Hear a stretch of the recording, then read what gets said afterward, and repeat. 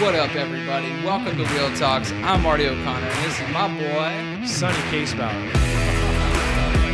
The show doesn't work out. Anyways.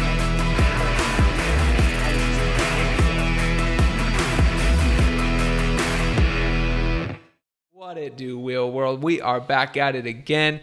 Super excited to be bringing this one to you today. Oh, yeah. Heck yeah, man. We are coming at you with a series. Yes, this is our first series, by the way. Yeah, how do you feel about that? I feel good. You know, this is something we've been talking about for a while, and I feel like sometimes we run out of time to talk about a lot of the cool subjects we do talk about, so it's kind of cool to break it up. And this is something that we get asked constantly. It's something that gets brought up, I think, more than any other subject, and I would hate to try and pack it into another episode. Yeah. And it's something that, you know, we've tried talking about a little bit before, but it's such a broad subject. We needed to break this one down into 3 parts, okay? And so today we are examining wheel relationships. Yes. It's that fun subject. I know you guys are going to have questions. And I'm just going to go throw it out there. I'm no pro on this subject, but I am very self-deprecating, and I'm just going to give you guys the vulnerability and just throw it out there, that verbal vomit, and hope you guys like it. Comment, please. Yes. Like, share, subscribe. Let us know what you think. What are we focusing on today, though? What are we starting the series with? Yeah, the whole relationship spectrum is what we're examining this series, you know, from beginning to end. So today is all about, you know, ready for liftoff. You're ready to jump back into the dating scene, either for the first time or you're on the rebound. And so we got to just get into that whole mind space of where am I at? Yeah. How am I going to do this? Hasn't worked before. I'm a little nervous about it. Maybe I'm in a chair now, and how the hell is this whole situation going to work? Well, I think the biggest mistake for people that want to get into a relationship is they're not ready. Yeah. You know, and if you want a real relationship, you need to get ready for that. And what we mean by that, wheel ready. Wheel ready for this. I mean, if you want to be, you know, Meals on Wheels, you got to be ready for this, right? Wheelie, ready. Wheelie. Yeah. Okay. So we're going to break it down into 5 steps today that we find very important, you know, to help you guys prepare yourself, because if you rush into something and you're not ready, you may blow it with somebody that was maybe your twin flame or soulmate. Yeah. And I think the biggest thing was something I heard in church, and approaching your relationship is knowing your non-negotiables. Yes. And it's something that takes time, like figuring out like who you are as a person, what your morals are, what your thoughts are, what your beliefs are, what you're looking for. Right. All those things play into this, and it's knowing your non-negotiables. That's going to help filter out so much bullshit. Yeah. You know, not just, you know, in the dating scene, but like with friends, you know, the people you want to surround yourself by, you know, even looking for jobs. I mean, you can go down the rabbit hole with this one, but just knowing like what you aren't going to settle for, what you're not going to stand for, and just knowing what you want. I'm just going to throw a simple one out there for me, and that's smoking. Yeah, I could never date a girl who smoked cigarettes. Mm-hmm. You know, I grew up in a household where I had parents and brothers who smoked cigarettes, and just that smell and tar that gets on your clothes, and I mean, it messes with your teeth. It's just, there's so much about it I just have a disdain for. Yeah, that's one of my non-negotiables, but that's something you really got to focus on, because you don't want to sacrifice who you are, because I mean, that's a very small one compared to the bigger ones that are maybe on your scale. But if you let that one thing slide, next thing you know, it's an avalanche of things coming at you. Well, you know, give me one of your non-negotiables. I mean, that was such a good one. It reminds me of our boy Forrest. Forrest Gump. Oh, okay. Lieutenant Dane. She tasted like cigarettes. She tastes like cigarettes. Yeah, you know, but something for me is like, God, I mean, I think like having a solid foundation in like faith in your morals is something that's like big to me. Yeah. You know, a lot of people are all over the spectrum on that. That's something that like is important to me. You know, I want somebody who's grounded, you know, and someone that I feel like moving forward, if the relationship should get to a certain point, that I'd feel confident building a family, you know, around that foundation 100%. With somebody. Yeah, I was actually thinking about that lately. For me, one of my non-negotiables is a girl that has no faith. Mm-hmm. I mean, she doesn't have to be like a Bible thumper or go to church every Sunday, even though that's something that I would appreciate and look for, but she's got to have some type of faith and some type of spirituality. Especially in our situation, I feel like there's a lot of unknowns, you know? Right. As much as we've grounded and we figured out our situations and we're in good places now, the girl we're with has to have that unconditional faith, knowing that this is God's purpose. God's got this. He's got this. Yeah. I don't need to worry about it. I don't need to stay up at night worrying about this. God's put this in their lives because they can handle it, and I'm going to join that and make his faith twice as strong. For sure. Another thing that it takes time to find out, but is someone nurturing. I feel like you can kind of tell, and just the conversations, like if someone truly cares and is asking you questions, not just responding and kind of giving you surface level answers. Someone that shows a deeper sense of caring for people, in general. You can kind of weed that out with some questions like how you feel with your family, whatever it is, your passions, but someone that has that kind of heart for this thing, because dating us ain't easy. No. I mean, we're a lot to handle. Yeah, it's an experience for sure. I'm not just talking about the situation. I'm just talking about you and me in general. Yeah, period. Yeah, we're a handful and a lot of different. Yeah, I'm not going to go there. Yeah, no. I mean, you grow a beard like this. I mean, that's a lot of trouble there. Sprout some bullshit along the way. A little bit. Yeah, definitely. Yeah, but I mean, all in all, knowing what you're not going to settle for. Right. What are those things? Making a list and writing those down could be a good thing. Just a good starting place to be like, okay, hey, I'm looking for this, and this, and this, And I mean, another one is lying. That's a non-negotiable of mine. Mm-hmm. I don't care if you lied about the smallest thing. If you're going to lie about that, then you're going to lie about bigger things down the road as well. For sure. Or if you're lying to save my feelings, to me, these are little things that I can spot in the beginning that are non-negotiable for me. For sure. And I don't look for them. I'm not doing detective work to catch you in a lie, but after my experience on this planet, I can kind of pick up on a white lie here and there. Yeah. And that's another non-negotiable, but it's good to have a list because it kind of keeps you centered and focused. Yeah. I'm not going to date a smoker. I'm not going to date a liar. I'm not going to date someone that's disingenuous. These are little things that I look for now because I figured I waited this long to find somebody. Why settle now and force it? If you have to force it, it's probably shit. Yeah. That one. I know that one. Yeah. And assess the relationships that you've been in before, if you found that there were things that really made that relationship difficult for you, right? Whether it was a lack of communication, things like that, that's something that really can play into it. And your non-negotiables aren't always things that are going to be up front that you find out. If your non-negotiables, you better be 6'2" and above, and you better be, blonde hair, blue eyes. That's stupid. Broaden your horizons a little bit. But know the things that will truly have an impact on a relationship. So those things will take time. Speaking of that, if you're non-negotiables, I'm not going to date a Pisces. So throw the zodiac sign out the freaking window. I mean, I've had girls tell me, I already dated a Pisces and you guys are way too emotional for me. I'm like, are we really basing this off zodiac signs right now? Take the crystals out of your pocket for a second, or out of your ass, you know what I mean? And just have a real relationship, I mean, don't base it on things that are just, fictional, zodiac signs. I mean, I'm not trying to hate on some of these other people out there, with your beliefs, whatever, but come on, be realistic in your expectations too. Yeah. And these things you got to be patient too. You got to take some time, which takes us to number 2. Yes. And dimes take time. God, that's the most truest statement you've ever said on the show. Right? It's it's so easy in the swipe culture we're living in. Instant. To find they're hot, I'm in. Yeah. And it's okay, you don't know anything about them yet. No. There's profiles, but how real are people actually on their profiles? We can get into realness later, but it's just things take time, don't just because you're lonely right now and you want a relationship, don't just jump into it just because you want to. Right. Jump into something that's going to be great, make you feel good and last a while, know, because you're not going to want to start this process over. There's something about taking your time too, because I've felt in my personal experiences, every time I've gotten a relationship, we went 0 to 60. We were on the highway and the only exit we had was a crash. We're going to crash somewhere. I mean, we'd be totally oh man, this is within a couple months. I'm going to marry you. We're going to do this. We're going to do that. But in the back of my mind, I knew man, we're going to crash into a wall because you just can't keep up with that kind of pace. Right. It's the relationships I had that have been really great, even though they haven't worked out fully, were the ones that were a slow burn. We got to know each other. We got to become friends. You know what I mean? Mm-hmm. Yeah, that's a wild one for me, man. I definitely, have been on a faster pace in my relationships. Right. I think I'm just a passionate person, and just communication, things just move faster, and let's break that down though. Do you feel because of your situation though, it's faster because of where you're at, or was it like that before you got hurt?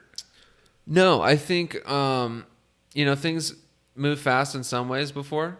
Right. But now I know so much more about myself and what I'm looking for. Yeah. I think you can kind of just fast track the bullshit. Yeah. You know, and I think having the confidence now to like, you know, put all my vulnerabilities out there and just be that person has allowed me to like cut the bullshit. Yeah. You know, and knowing my non-negotiables and having the patience to know that the first 3 months of a relationship aren't going to be what it's going to be like the entire time. You're going to have to go through some shit, you know? And so just kind of preparing yourself for those storms, like, and just, you know, putting in the work where you need to. Cause, you know, I used to be a fun loving young guy before. And, I always try to keep I found in my relationships now, they're more emotionally like intense than I would like them to be. Before we'd probably jump into something physically right away and kind of go from there. But now I find it the opposite. Like emotionally, we're jumping into subjects that are very deep and could be painful, but there's just a lot there, you know? Yeah. My key that I always tell everybody is keep it light and friendly in the beginning. Yeah. You know what I mean? Have fun, like as if this is just a friend. I know there's obviously other emotions that are going to be attached to it because you're getting intimate in many different ways and stuff. But if you can keep it light and friendly, as long as you can like push that and stretch that out, I think the relationship just gives it time to grow and breathe and just organically come together. You know what I mean? For sure. Yeah. And you know, the whole title of this number 2, like dimes take time. Yeah. Like, can we like quickly define a dime?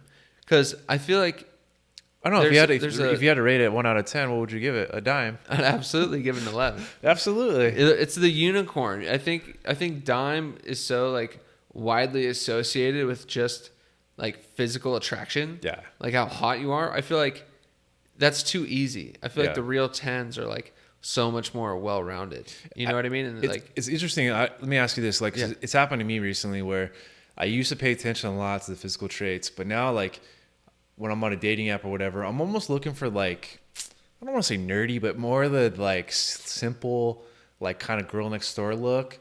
But like as I get to know her more, she's into like Harry Potter or she's into something that's more artistic. You can help, man. You get a little bit more of like, she's just more cultured. Yeah. You know, and there's more layers to the girl that I'm looking for now. Before I was like, oh, my boys are going to see me with her and think I'm the man. Yeah. And now I'm like, yeah, my friends will think she's super cute, but like what's really hot about her is these little interesting little nuggets about her that I get to find out. Yeah. Well, the cool thing, you mentioned the word layers. Like if you're not always going to have those layers peeled back right off the get-go. No, not at all. That's why you got to be patient. It takes time to peel those layers back and see like, you know, who someone truly is, you know, and find the depth of that person. And, you know, do they fit these non-negotiables? Do they start checking all those boxes, you know, and if they could check all 10, shit. Well, let's face it. Everybody in this world right now is guarded. Yeah. Everybody's filtered. You know what I mean? Like, so for you really to unpeel that onion and really get to know the person you're dating, that's not going to happen overnight. For sure. That's at least 6 months to a year. And you might not even still know that person after that first year, you know? So all we're saying is as you're swiping, just give yourself some time. Like, yeah, this person's attractive. I want to get to know them better, but I'm willing to take my time with it. Yeah. I'm in no rush to put a ring on it, to whatever the case is, you know?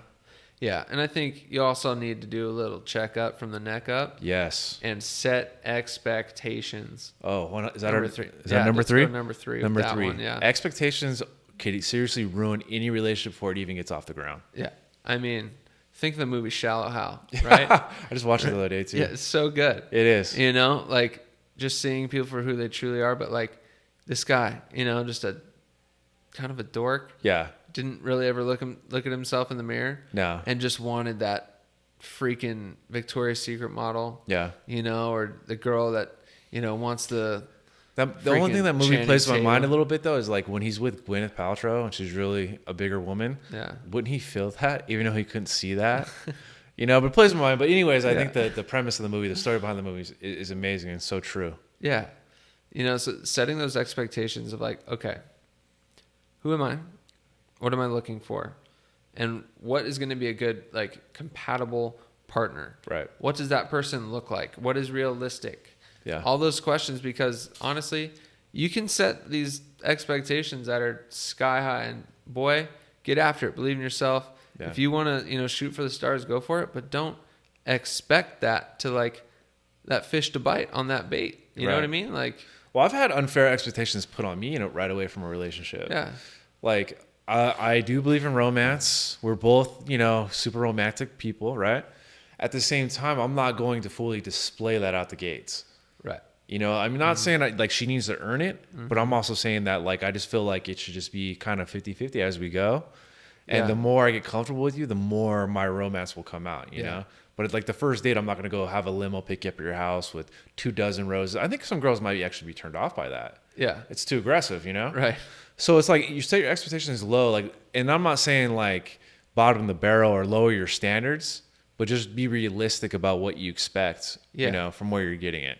Expectations in terms of what you're looking for in a person, but also expectations of what the relationship is going to look like itself. So you said something about like comfortability, right? So let's get into it a little bit about the comfort level of being in a chair and approaching the dating scene. A lot of people listening right now may be in that situation. Yes. Maybe not in a chair, maybe they're disabled in some way, maybe they're completely able-bodied, but setting like that expectation of like, okay, what does a relationship look like? Right. Am I going to be, swiping right and saying hello and ripping each other's clothes off? Yeah. Or is this something that, I'm going to have to open up a little bit about and, have some real conversations to get past some of the things that may look like baggage on the surface? Yeah. Like where's your head at on that whole subject? So the first thing is like, our physical disabilities are, you can see in plain sight. Right. Other people may have them hidden scars, whatever, right? Mm-hmm.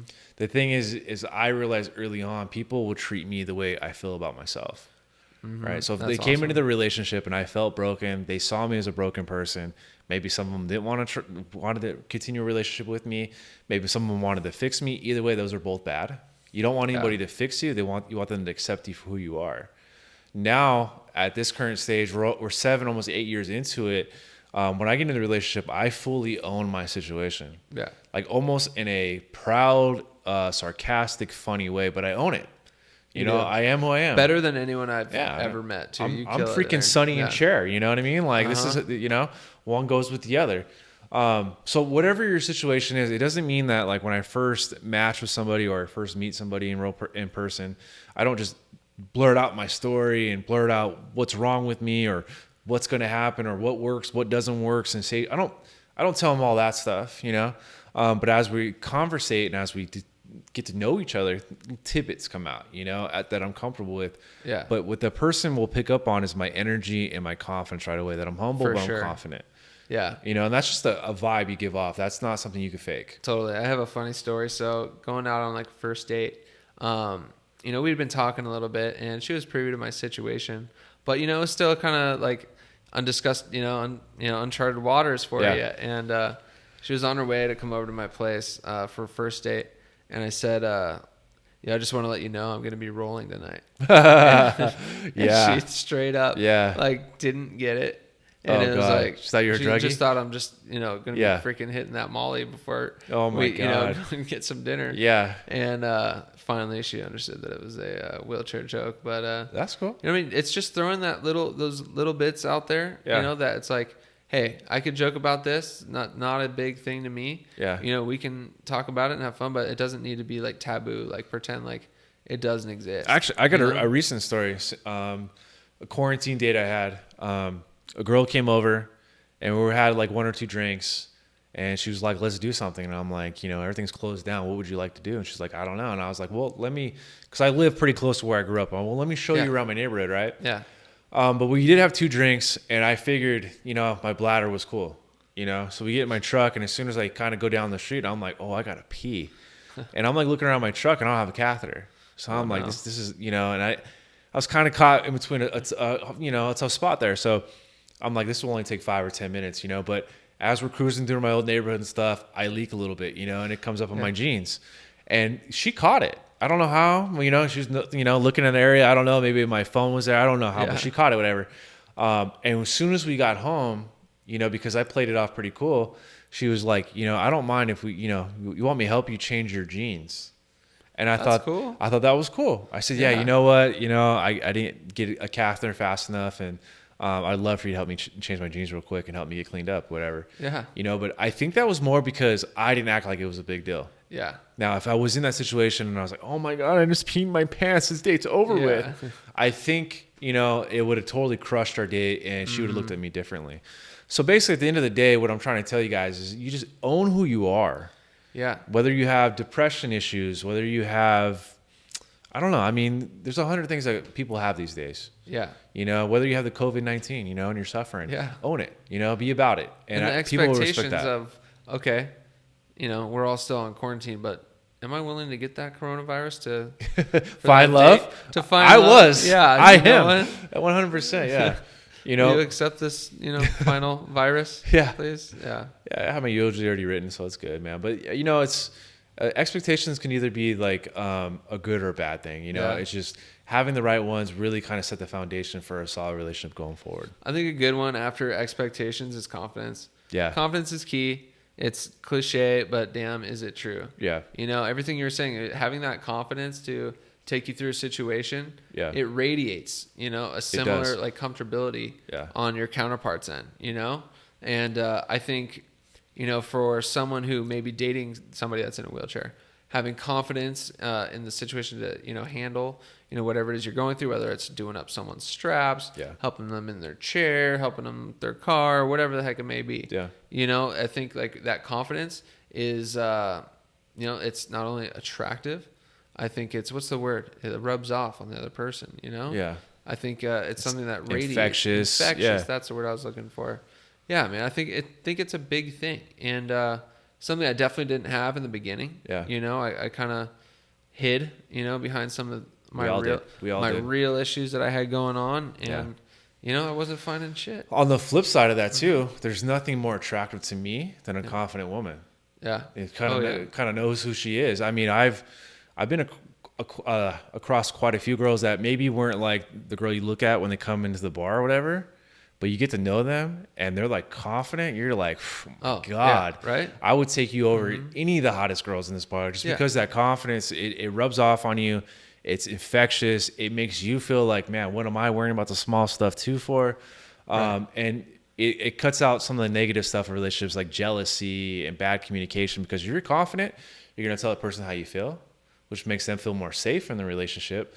Gets rid of all that jealousy, and it opens the doorway for more important subjects to come down the road. And confidence is pretty rare these days, I think, because we can hide behind our phones and filter so much. You know, I think it's something that, you know, if you got it, work towards it. Yeah. Find that confidence in yourself because it can't be faked. It'll go a long way. It can't be faked. I've had girls call me out for fake confidence, you know, majority of my life. Yeah.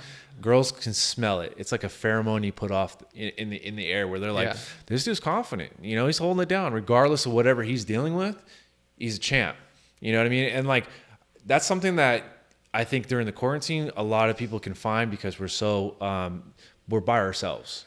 Yeah. And that's where you really learn, you know, what's eating you up inside and deal with it the right way. Yeah. And you'll come out a more confident person. And I think fake is probably an even worse virus than the coronavirus these days. Yes. That spreads like wildfire, man. And so the last thing is real is rad. Yes. You know, being your true self, being vulnerable, and putting your true self, you know, putting that foot forward, you know, that's the right approach in our mind to a real relationship. Well, I'm Italian, so if you're a Fugazi, we don't want anything to do with you. Get that fake Rolex out of here. Get out of here. Get out of here. Yeah, chump. Yeah, I mean, I think what I've learned too is I used to worry a lot about being liked.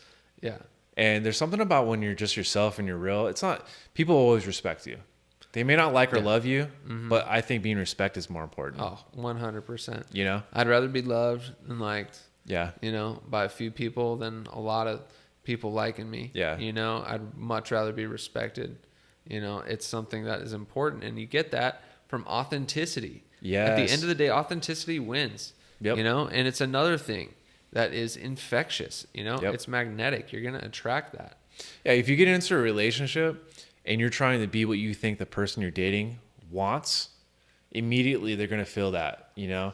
And yeah, you may keep them around for a little bit longer because of that, but eventually that will be so transparent, they'll see right through it. And all that sets up is more disappointment and hurt that you're bringing yourself, you know? Yeah. So just be real. Be real from the start, but don't be, you know, don't go out of character either. Don't be, you know, prideful or be like outrageous or anything like that, but be real. You know, like know who you are, Go into it with those kind of expectations, that kind of realness, and you're setting yourself up for success and not failure. So with all that, I think they're pretty ready. I think we're ready to date. If they go through those 5 steps, I think they're ready to take it on. So when we hit up next week, we're going to talk about maintaining that relationship that you got into. So stay tuned for that. If you like what you're listening to, please subscribe, like, share, subscribe. Let's get it, guys. So thank you, and we'll check you guys next week. See you guys later.